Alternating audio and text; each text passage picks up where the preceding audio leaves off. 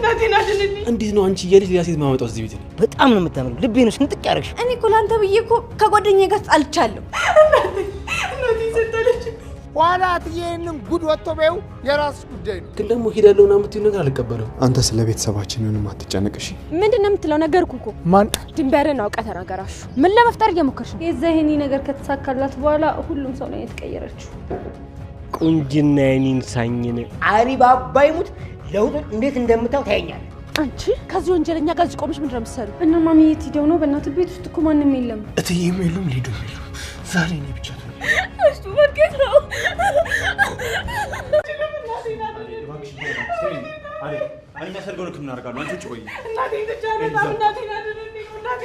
ዶክተር በድጋሚ በጣም አመሰግናለሁ። በቀጠሯችን ቀን እንመጣለን። ምንም አይደለም አደይ፣ የሙያዊ ግዴታዬ ነው። እንግዲህ እንዳልኩሽ ናሲን በደንብ ተንከባከቢያቸው። ሰላም ሁኑ። መሄድ ያለብኝ የተባረኩ ልጆች እስኪ ጥሯቸውና ላመስግናቸው። እሺ ማማ፣ እርስዎ ካሉ ያንን ዶክተር ጠርቼ እንዲያመሰግኑት አድርጋለሁ። ባይሆን አሁን ወደ ቢሮ አቅጣጫ እንሂድና እዛው ያመሰግኑታል። ምን ሆነ ነው? እማዬ እኮ ከመልካምነቱ የተነሳ ነው እንጂ ከማንም ወንድ ጋር መነካካት ጀመርሽ አይደል?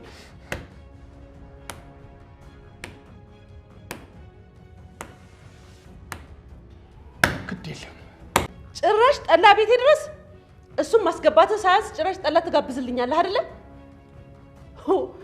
አንተ ወንጀለኛ ሌባ፣ በሉጣ ሁለተኛ እዚህ ግቢ እንዳለ ውጣ። ደም ቆመ ፈጣን እሺ ወከታ ተሳሳተኝ እኮ ወንድሜ ነው ማይወክንተው ወንድሜ ያስፈኝ ነው ማለት እኔ ልጅነት ፍቅርሽ ከአንድ ከውጭ ሀገር ከመጣ ነጭ አጭባሳ አልፈሽ ተጠሻለሽ።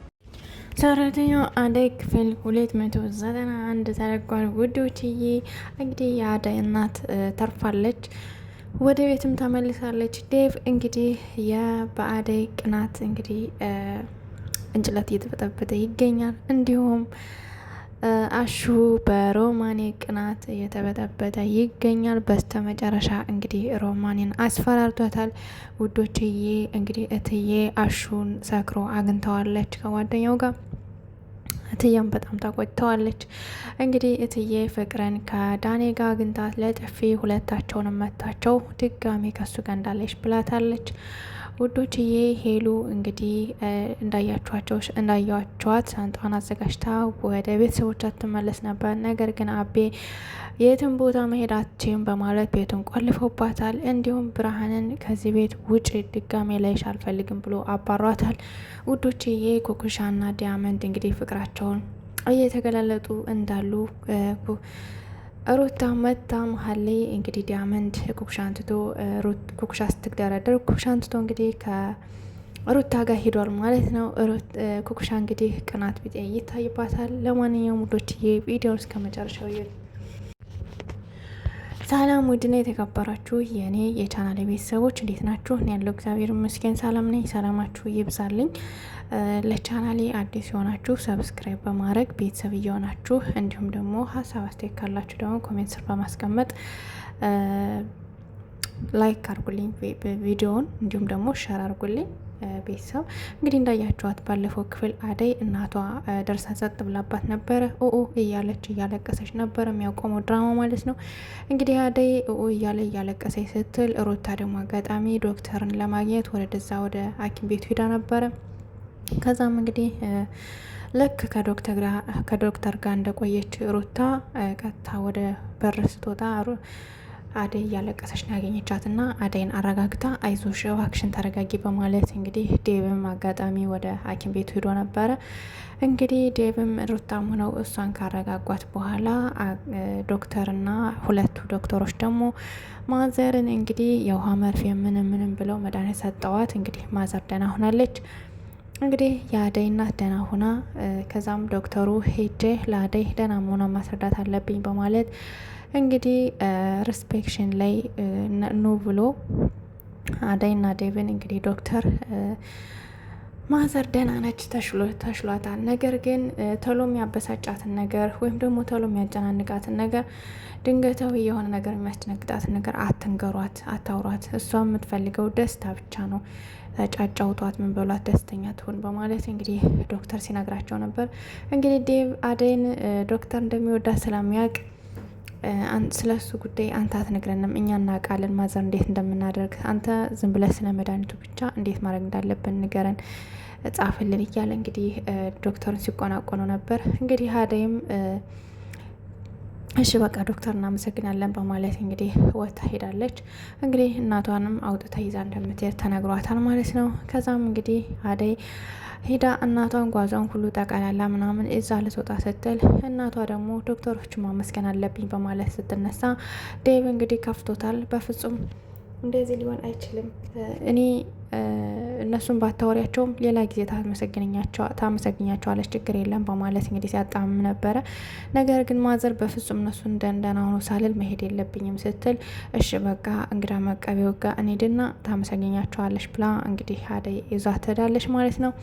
ውዶችዬ እንግዲህ ዶክተሮቹን አመስግናቸዋለች። የአደይ እናት አመስግና መርቃ እግዚአብሔር ይስጥልኝ ብላ ልትወጣ ስትል እንግዲህ ዶክተርም እንዲያም ካለ ከቤት መጥቼ አክሞታለሁ ማዘርዬ በማለት ይህችን ቃል ሲናገር ዶክተሩ እንግዲህ ዴቭ ተቀዳድሞ በፍጹም ከቤት እንድትመጣ አንፈልግም፣ እናመሰግናለን፣ ያደረግክልን ሕክምና በቂ ነው በማለት እንግዲህ ሲመልስለት ነበረ። በስተመጨረሻም ዶክተር እንግዲህ እሺ ብሎ ያው ትንሽ ቅር የማለት ጸባይ ከፊቱ ላይ ይታይበት ነበረ። እንግዲህ አደይ እናቷ ተነስታ ዴቭ ደግፏት ሲወጣ እሷ ወደ ኋላ ተመልሳ ዶክተርን ስለተፈጠረው ነገር ሁሉ በጣም ይቅርታ ዶክተር፣ ስላደረክልኝ ነገር ሁሉ ደግሞ በጣም አመሰግናለሁ በማለት ምስጋናዋን ገልጻ ተመልሳ ሄዳለች ማለት ነው። ውዶችዬ እንግዲህ ዴቭ ወይ አግባት ወይም ደግሞ ልቀቃት ዶክተሩ ያግባት እያለኝ ኮሜንት ላይ እናስቀምጥላቸው። ምክንያቱም አንዳንዴ እንደዚህ ያለ ጊዜያችሁን የሚበላ ሰው በጣም ያስጠላልና ምናልባት ትምህርት ይሆነናል ብዬ አስባለሁ። ውዶችዬ እንግዲህ እንዳያቸዋት ሩታ መታለች። ሩታ እንግዲህ አደይን ካበረታታች በኋላ አጋጣሚ ወደ ቤት ስትመለስ ዲያመንድና ኩኩሻን መንገድ ላይ ቁጭ ብላ አግኝታቸዋለች። እንግዲህ ዲያመንድና ኩኩሻ ደግሞ ዲያመንድ ፍቅሩን ለኩኩሻ እየገለጸላት፣ ነገር ግን ኩኩሻ ሊገባት አልቻለም። ምክንያቱም የሆነ እየቀለደ ስለሚመስላት ፍቅሩን ልትቀበል አልቻለችም። በዚህ ምክንያት እንግዲህ ዲያመንድ እባክሽን እያለ ሲላት እንግዲህ ቅምጥል ደርሳ ሁሉንም አቋርጣቸዋለች ማለት ነው። ከዛም እንግዲህ የፍቅር መቀስ እያለ ዲያመንድ ዞር ብሎ ሲያወራ ነበረ።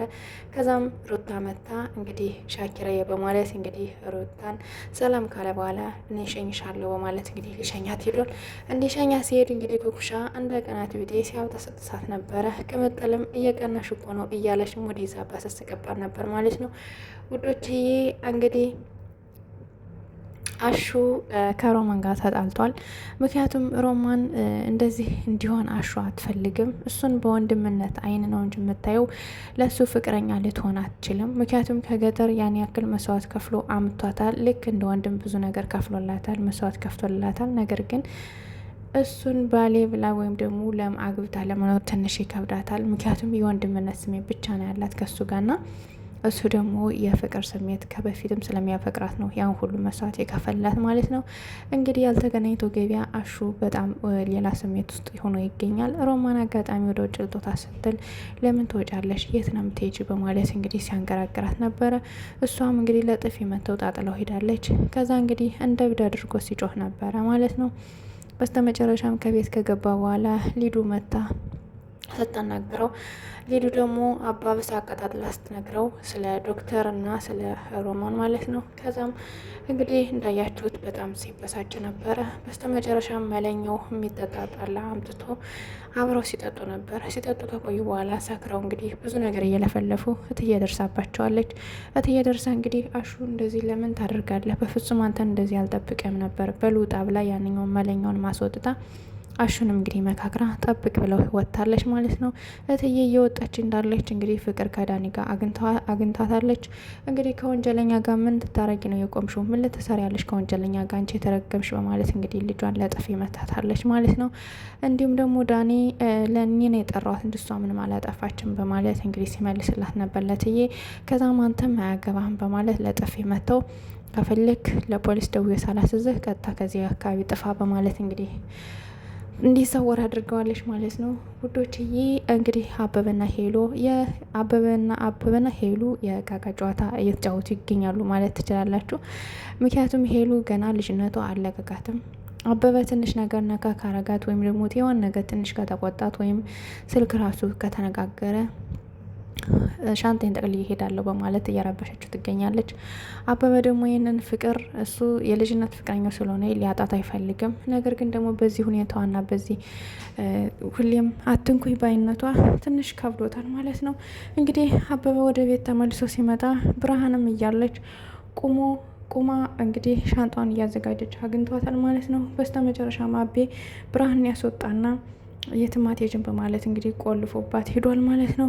ቆልፎባት እንግዲህ አጎትሽ አደራ ሰጥቶኛል፣ ስለዚህ የትም ቦታ አትሄጂም በማለት እንግዲህ ቆልፎባት ሄዷል። ውዶችዬ ብርሃንም ከዚህ አንቺ እንደዚህ እንድትሆንና ሀሳቧን እንድትቀይር ያደረግሻት አንቺ ነሽ በማለት እንግዲህ በቁጭት ብርሃንም አባሯታል።